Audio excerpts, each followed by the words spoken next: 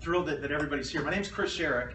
I've been the co-chair of our Electrify the Island, or our National Drive Electric Week Sarasota event for the last 4 years.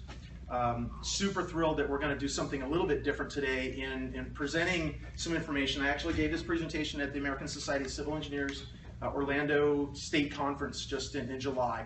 So really talk about industry trends and where things have been and where things are going. And please interrupt me at any time throughout this. This is going to be interactive. It's not going to be just a boring lecture. And of course, enjoy the air conditioning. So where have we been? This is kind of our road of electric vehicles and where it is and where it's going. Okay, I clicked the right button. I'm trying to use my left hand. That was the problem. There we go. Okay, so where have we been? At the turn of the century, in 1900, as a percentage of the vehicles on the road, there were more electric cars on the road than gas engines back in the Edison days. This picture of Edison there with his electric vehicle. You know, I put some pictures up here. The Valdez back in the early 90s, March 24th, 1993, the Valdez spill up in Alaska. I swore I'd never buy Exxon gas again, and then they merged with my favorite of Mobil. And then we had the Deep Horizon oil spill, April 20th of 2010, I think it was. So it's 5 years ago. And I guess, you know, the reason I put this other picture up here is that the cost of oil is beyond just the dollars. There's a cost associated with getting the oil out of the ground and getting it where we can actually use it. So this is a picture of me in 1998 that my girlfriend took at an auto show in Orlando in an EV1. How many of you have heard of an EV1? Awesome. GM made these cars. They made 3,600 of these cars in the early 90s. I was so excited about an electric car, getting to drive an electric car without any exhaust, any waste, and I was so excited. My girlfriend took this picture. Now, my wife of 17 years, but I wouldn't be allowed to use it. But it's really kind of neat to think of, you know, where we were and then where we're going, because this is important to me that this was almost 20 years ago, and now finally I'm able to buy an electric car and drive electric most of the time. So why now? Why didn't it take off back in the 90s with the EV1? I think there's three big reasons. How many of us 10 years ago took our bag to Publix with us to get our groceries? Took bags with us? Anybody 10 years ago? How many of you do it now? Yeah, and why is that? Why do we do that? The green movement. We're more aware, right? We're more aware of what we're doing. We're more aware of how we're impacting our earth and its resources, and so we're just a little more aware. And that's what I call this green movement, not the LEED certified buildings and all that stuff. Part of that, but just knowing what we're doing, knowing how we're impacting the earth. Obviously, the battery technology is just it's exponentially grown. I mean, the cell phones, we've had these same kind of chemistries in the chemistry that's in our cell phones is the same chemistry that's in the lithium-ion batteries in these cars. So it's a tried and true, battery energy storage. And then, of course, I put up here reduced fossil fuel supplies. The gas price has actually gone down over the last 2 years, and it's very disappointing. But bottom line is, it's a finite amount. It is a finite amount, no matter how much my hydrogeologists tell me that we can frack out more water, bring out more oil out of the ground. Yeah, but there's a finite amount. And if there's a finite amount and we're converting it to something going up in the atmosphere, then certainly it's going to continue to get more and more expensive. So these three things coming together, I think, is what I call the evolution or revolution of EVs. When you compare the electricity versus using petroleum to power your car, these are kind of four categories I think it's very important to look at. The cost volatility. The idea that a war on the other side of the earth is going to affect the cost of my commute is insane. And I have a choice now. And I can buy another car, a different kind of car, that I'm not having to use any of that oil that used to be coming mostly from over there. The other idea is that we can use renewable energy to create the electricity to power the cars. Can't do that with oil, right? With petroleum. The electricity is already everywhere. It's at our house, it's at our work, it's at our schools. The infrastructure is already there. Some folks talk about natural gas or hydrogen or some of these other fuels that maybe could be used to power our cars. But then we'd have to retrofit all the infrastructure. All the gas power, all the pumps, gas pumps, have to all be converted to natural gas or hydrogen or something else. Yes, ma'am? What is producing the electricity? Where is our source of electricity? Great, that's a good question. Actually, in Florida, about 70% comes from natural gas, which is 3 times cleaner than burning coal or oil. That's in Florida. 25% is nuclear, which is completely emission-free. Obviously, we've got something at the end, no emissions, nothing going in the atmosphere that's actually going to be contributing to the greenhouse effect and things like that. But that's a good question, very good question. I don't think I've got that graph in here, but I do have it in my book. And I'll just real quick segue, not quite yet. Let's finish these couple slides. I used to have a check mark only on the production location because electricity has to be generated here in the United States, domestically made, jobs here, not bringing something in from some other country and then transporting it and having some jobs here.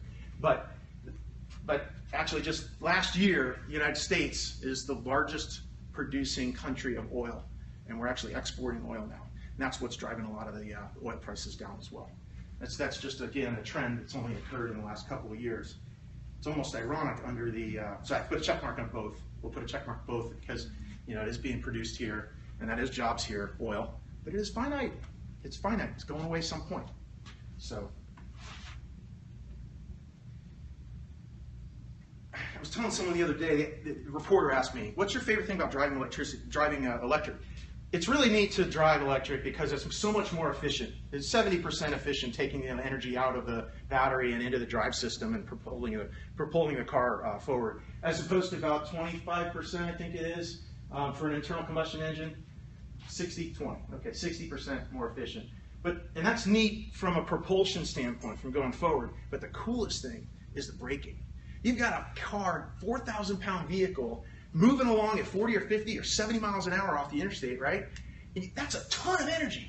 You think about the kinetic energy that's in that car. And what do we do with our internal combustion engine? Brake.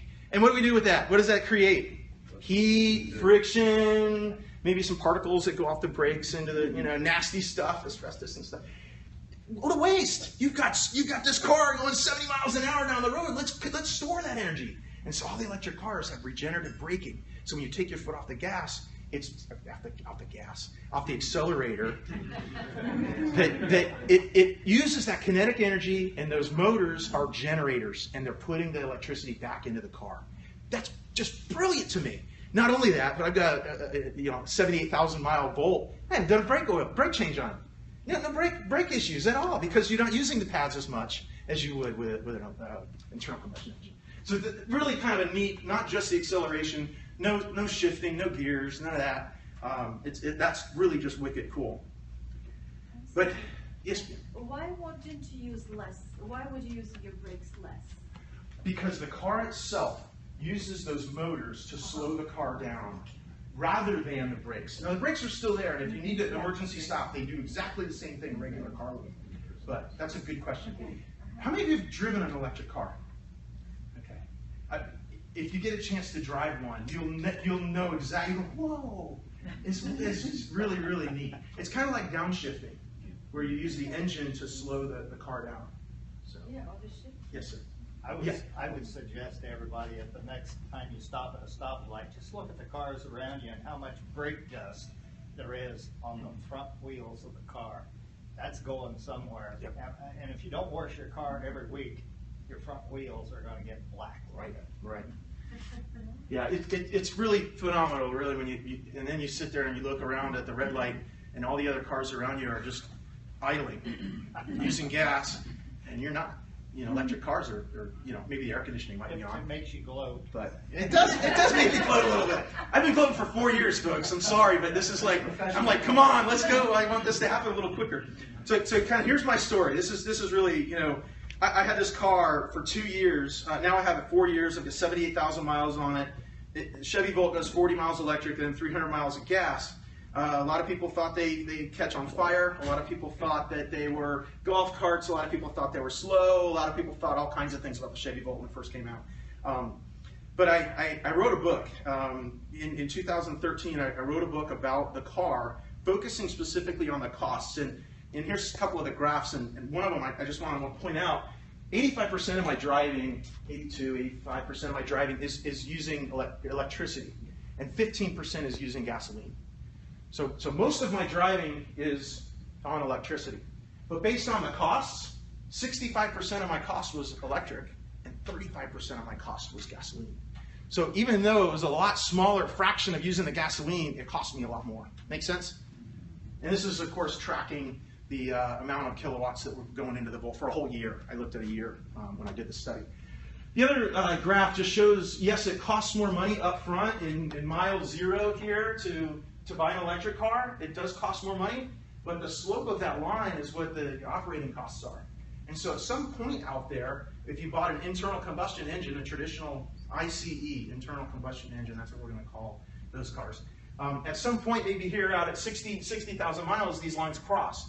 And then it's much, much cheaper to be driving electric than be driving the, yes, sir? Now, I have a Leaf, and I only paid, after I got my tax credit, I only paid $21,000 for a car.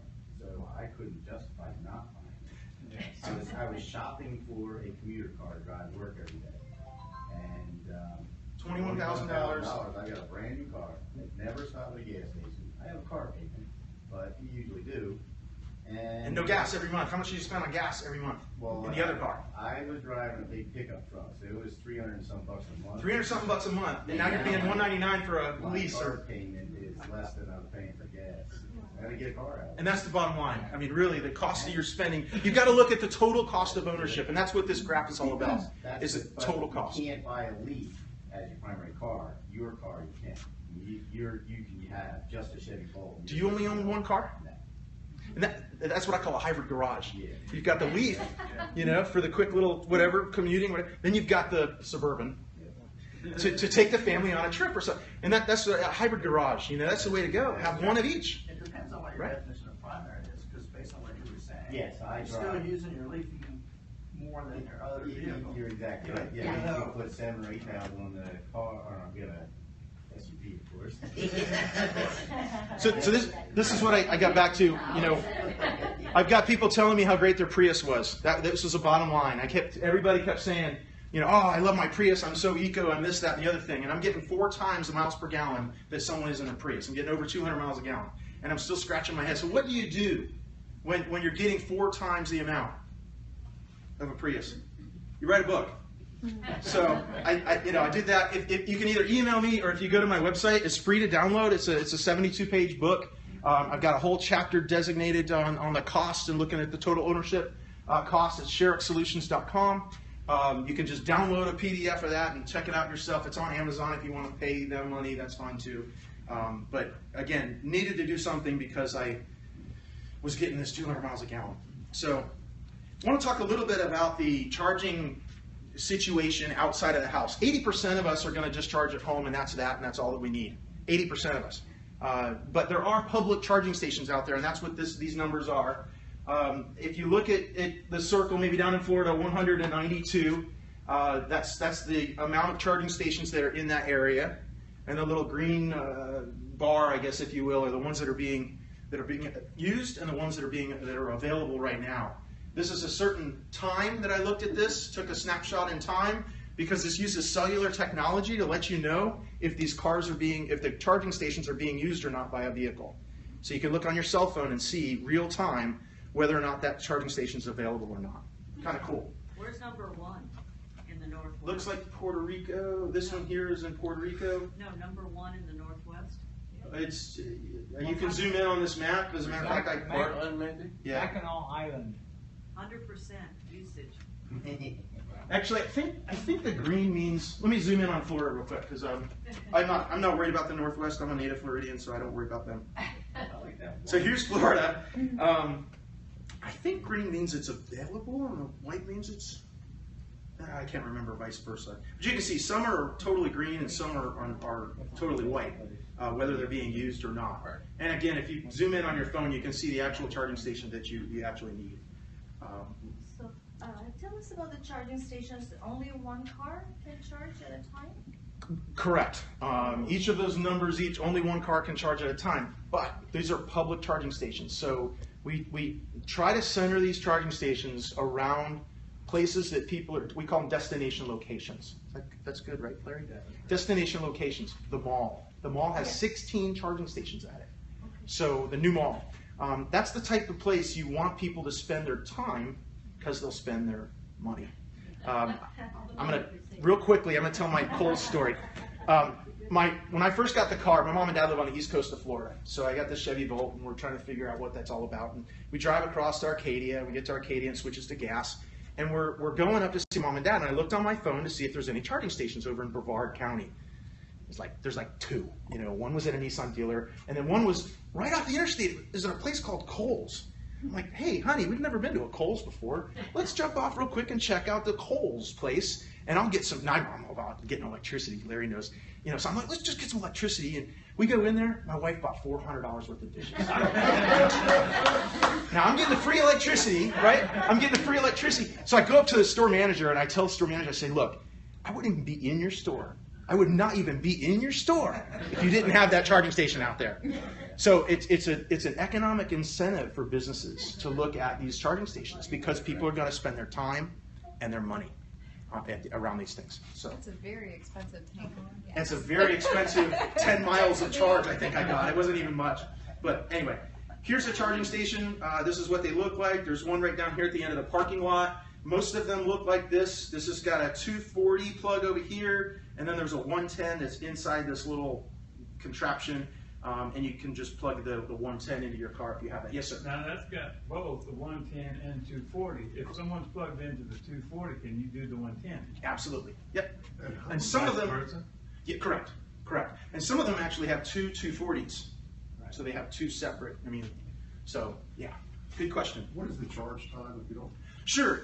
The charge time is completely dependent on the car.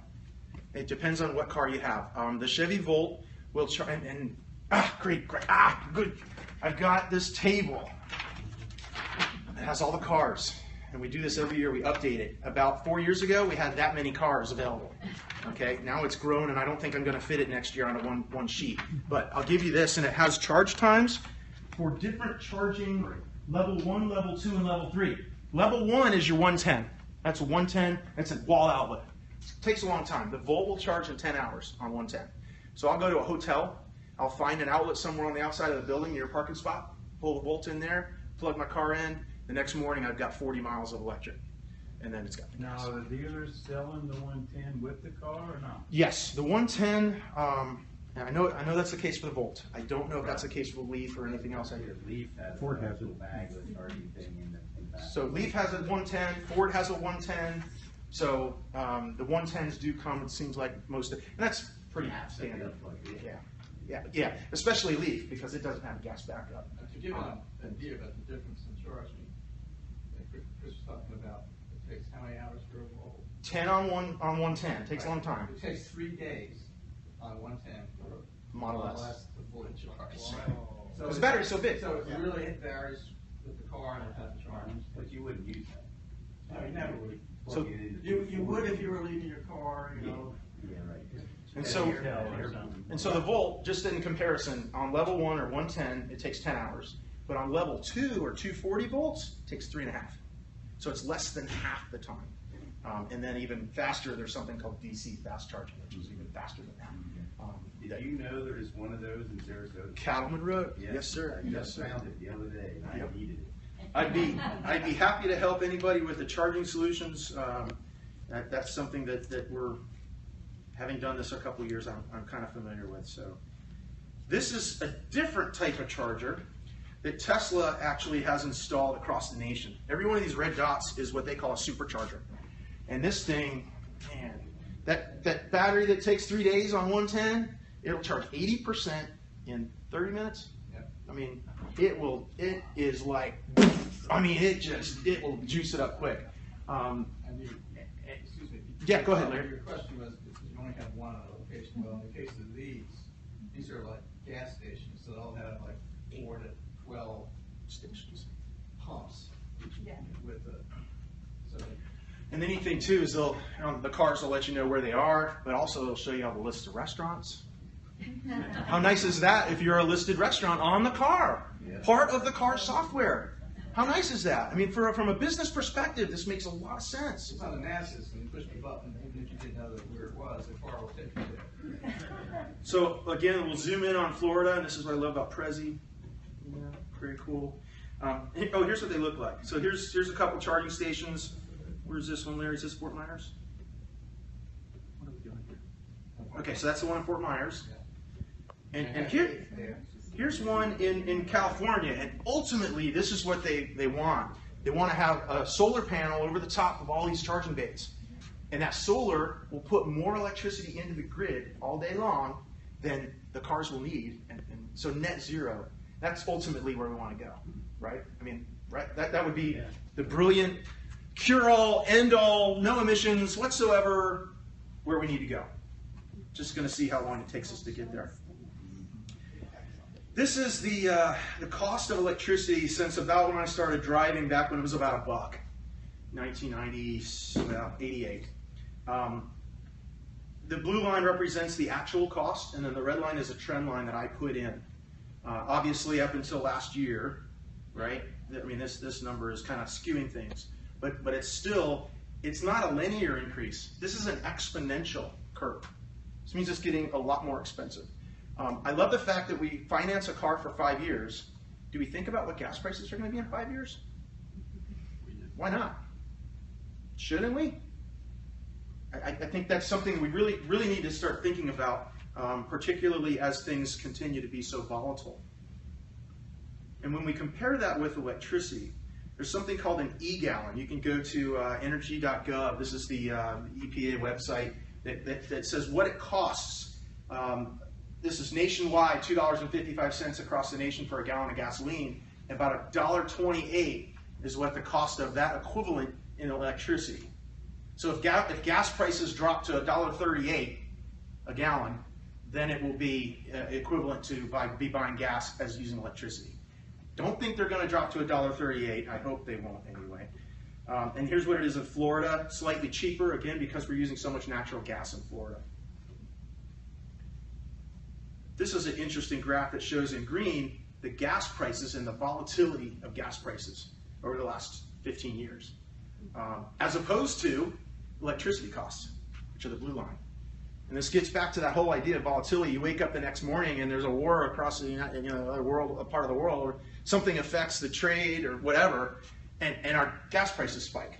Not cool. Where we have public service commissions, PSCs, that govern FPL, and they make sure the FPL can't jack the rates 1 year from one to the next. Anybody from FPL in here? Okay, good. This is another graph from my book that an internal combustion engine vehicle might cost you $23,000 versus my $32,000 for my Volt. Okay, it might cost that much more, that amount. But looking at the ownership, total cost of ownership over 8 years, this is what's on the window sticker of a car. EPA sets all these numbers. So all these numbers over here are all based on the window sticker. Okay, that's not Chris's numbers. The only numbers mine is the 119 for my Volt. That was the number I used for the Volt. 12 cents a kilowatt hour and $3.80 for gas. That was back when I was doing the study about a year ago. But looking at the total cost, you're going to spend $21,000 on gasoline for that $23,000 car over 8 years, as opposed to $2,200 in gas or $3,400 in electricity costs. So you have to look at that total cost of ownership. One more graph that I love. So before I had this little Chevy Volt, I had this Jeep. I had this all-wheel drive 6.1 liter Hemi that went 0 to 60 in like 5 seconds, even in the rain. It was amazing. It was, I got 11 miles a gallon. It cost me 34 cents for every mile that I drove. That's that far right graph. Every mile it cost me 34 cents, just in fuel, not tires or any of that other stuff. My electricity cost when I'm on the electricity with the Volts is about 3 cents a mile, as opposed to 33 cents a mile. I mean, factor of 10 different. 85% of my driving is on electricity, so I'm about 4 cents every mile that I'm driving overall. And then when I'm on gasoline, I'm getting 37 miles a gallon anyway, so it's about 10 cents a mile, which is about what a Prius is getting. I'm almost done. So let's talk a little bit about the momentum. This is from a study that Insight EVs put together, looking back to the infancy of electric vehicles. I bought my car right March, April, May. I bought my car this year right here. And so you can see this is, again, an exponential curve. It's an exponential adoption rate. Very unlike the adoption of the Prius and the hybrids. That was a linear adoption. So this is, people are getting this quicker. And so this curve is going to continue on further. That's all plug-ins. This is all, correct. The red is new sales that particular month, and then the blue is the cumulative. So this was 2011. I had like a choice. I could either buy a Tesla, I couldn't afford it yet, a Nissan, or I could buy a Chevy Volt. And then we had people starting to wake up. We had all these manufacturers finally starting to say, "Oh, what's Apple doing on there? What about Virgin Records? Virgin Records and Apple are looking at electric cars. Why is that?" Yeah, I got to keep up with Google, right? And this, electric Harley? Really? Yeah, Yeah, why? Because the torque is instantaneous. If you've driven this car, you'll see you hit the accelerator and it just, boom, and it's just a linear pull into your seat. It's amazing. And so you've got to go test drive one if you can while you're here today. If you take anything with you today, the bottom line, this is what to take home. EV plus PV, photovoltaic, equals zero emissions. This is the end game. This is where we have to go. I mean, this is the ultimate sustainability, where we have to go as a society. How quickly we get there, it's up to us. We have a choice now. We have a choice not just in the cars, the shapes, the sizes, all kinds of different vehicles out there now. There's even some that tow. A lot of folks want a big truck. ViaMotors.com, VIAMotors.com. Yes, it will be more expensive than a regular Sierra or Silverado, but it will go 30 miles on a charge and then another 300 on gasoline. Check that out if you need a truck. Any particular questions? Yes, sir. A question about the individual charging stations. For instance, I understand that Tesla stations do not charge for charging a Tesla, but the charging station at Starbucks here in the Lakewood Range has a little section on there for using your credit card. Correct. Do they charge? Don't charge? The reason that the credit card is on there, I actually sell some of the charging equipment itself now. That's something I just started doing a couple months ago. The reason it's there is to know who's using it. Right now, on the map, and I've got lots of these, folks, I hope you'll take one, but on the map you'll see the green charging stations in Sarasota are free. They still show the little Visa logo. You have a card on the end of your card, little charge point card, RFID, you wave that, they know who unlocked the mechanism. That's what that does. They know who it is. The blue ones in Bradenton, you can still use the same thing, and then you get billed for it. We like to say billed instead of charged, because then it gets confusing. But right now, the one on Lakewood Ranch is a public free charging station, and it will plug into any vehicle out there with particular adapters. Tesla needs an adapter in order to convert the end of that into their plug, right?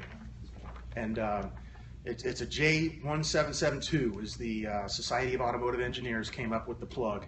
And most of the vehicles, the Ford, the Leaf, the Volt, and BMW all plug in directly to this J1772 plug. Any other questions? Yes, sir. Go back to one of the charts you had up here, Chris. You had the payback time is about 50,000 miles. Once you get beyond that, then it becomes cheaper, so to speak, to have the electric vehicle.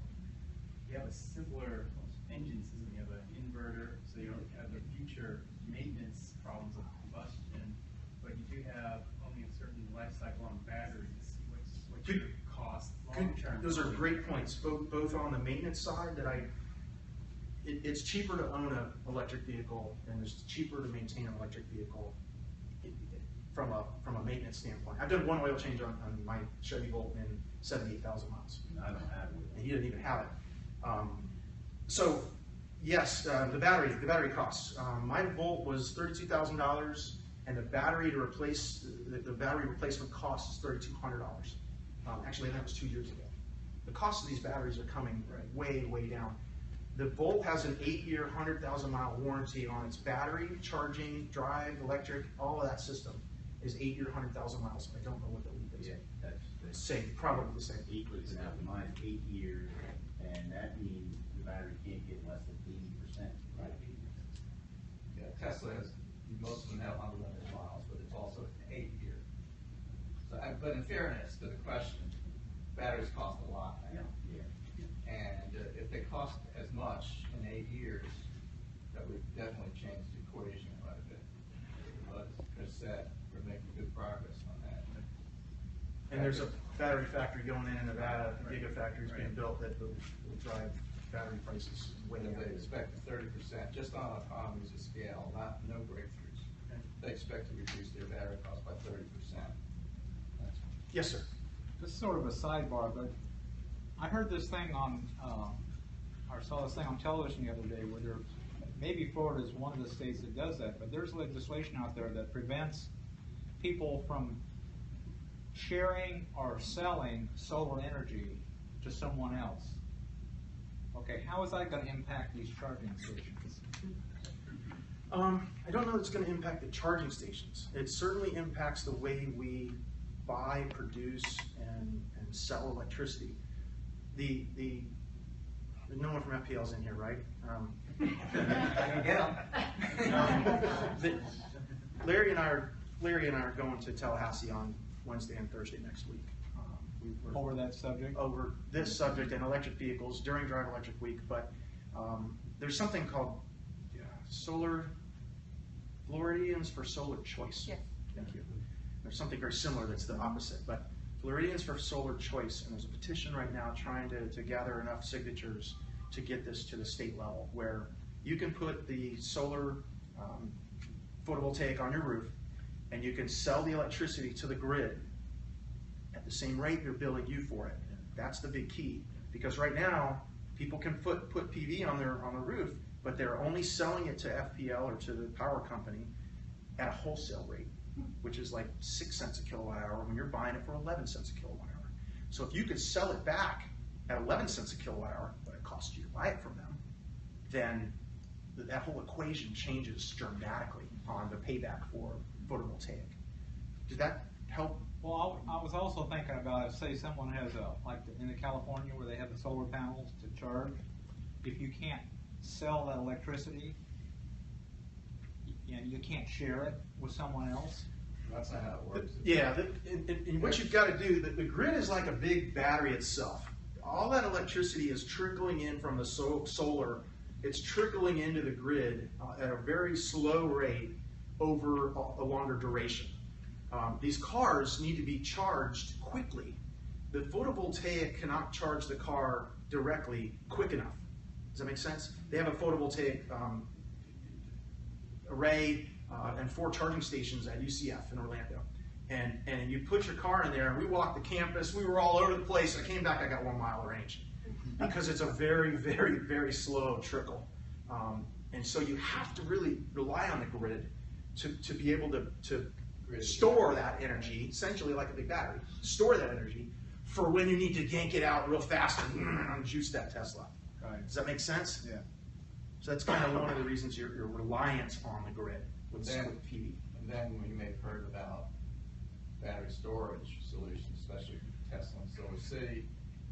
You put those two technologies together, the photovoltaics and the battery storage, and then you hook that up to, in this case, a charging station. And now you can use cheap electricity to charge your battery at night and discharge it during the day when the rates are higher. That makes sense. And wouldn't it be neat to be able to run your house on a battery pack in the garage rather than a generator that uses gas? Wouldn't that be cool? Especially if you could buy the juice at night and store it up in your batteries. Right. Those solutions are just the battery alone could be without photovoltaics.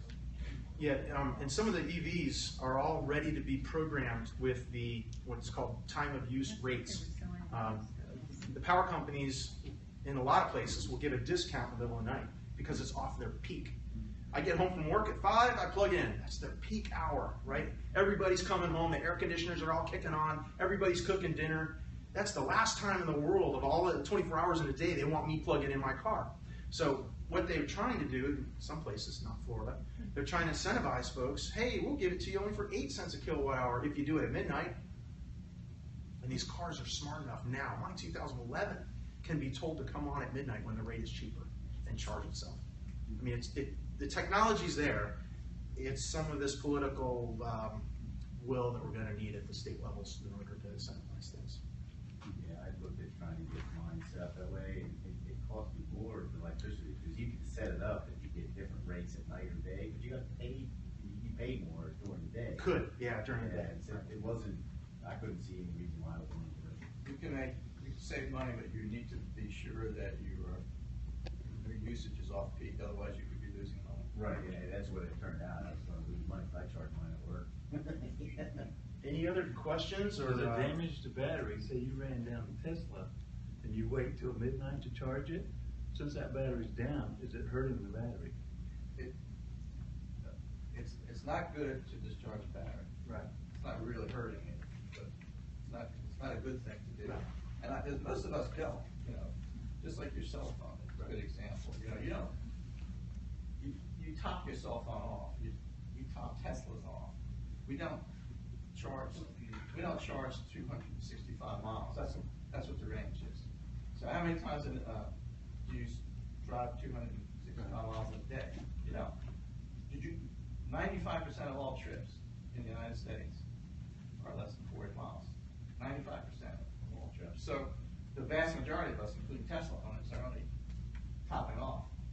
I spend less than an hour a day charging because I don't drive the Tallahassee, that sort of thing.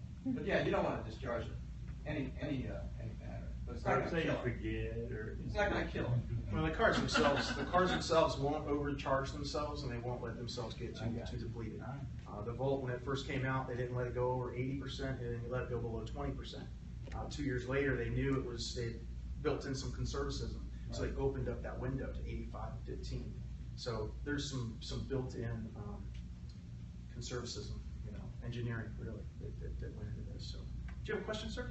I do. When will the next version of the Tesla be out?